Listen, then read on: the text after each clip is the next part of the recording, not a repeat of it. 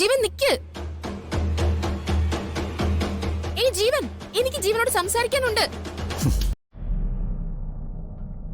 നിന്നെ പോലെ ഒരുത്തിയോട് എനിക്ക് സംസാരിച്ച് കളയാൻ സമയമില്ല, മനസ്സിലായോ? ഹാ, നിന്നെ പോലൊരു പൊട്ടനോട് പറഞ്ഞിട്ട് കാര്യമില്ലല്ലോ.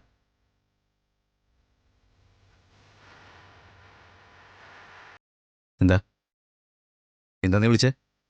വ്യക്തമായിട്ട് കേട്ടല്ലോ, പൊട്ടാന്ന് തന്നെയാ വിളിച്ചത്.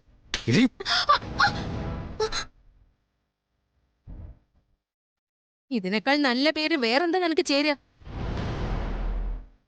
വീട്ടിലുള്ള അമ്മ, അച്ഛൻ, അനിയത്തി, എന്തിന് വീട്ടിലുള്ള വേലക്കാര് വരെ നിന്നെ പൊട്ടം കളിപ്പിക്കല്ലേ?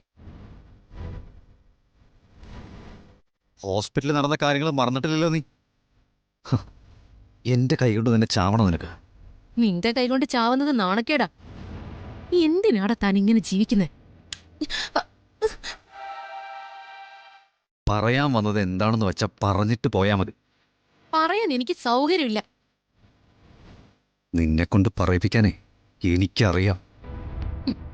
എന്നെ കൊണ്ട് പറയിപ്പിക്കാൻ പറ്റുമായിരിക്കും, പക്ഷേ സ്വന്തം വീടിനകത്തുള്ളവരെ കൊണ്ട് സത്യം പറയിപ്പിക്കാൻ പറ്റുമോ? അതിനുള്ള ചങ്കൂറ്റം ഉണ്ടോ തനിക്ക്? ഞാൻ എന്താടി പറയിപ്പിക്കണ്ടേ?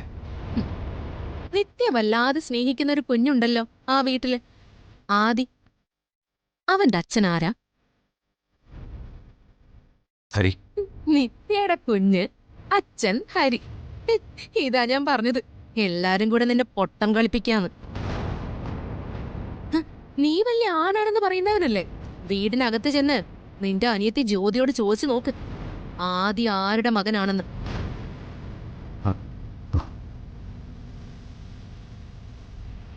ജ്യോതിയുടെ മകനാണ് ആദി. കല്യാണം കഴിച്ചിട്ടില്ലാത്ത നിന്റെ പെങ്ങളുടെ മകൻ. അനാവശ്യം പറഞ്ഞാണല്ലോ കൊല്ലുന്നില്ല ഞാൻ.